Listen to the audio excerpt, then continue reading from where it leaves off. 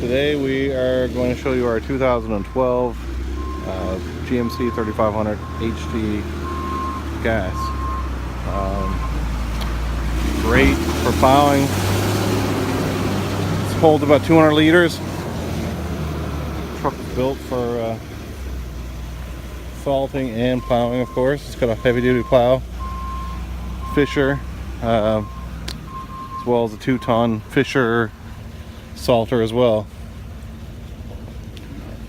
Lots of lighting, aluminum deck, 2 fuel tanks.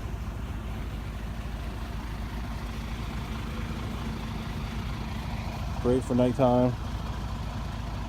All LED lighting. You can see there, backup for lighting. It's 1, 2, 3, 4, 5, 6. And when the salter's on, you get another LED there as well. So 7 LED lights in the back for just increased lighting. Works great.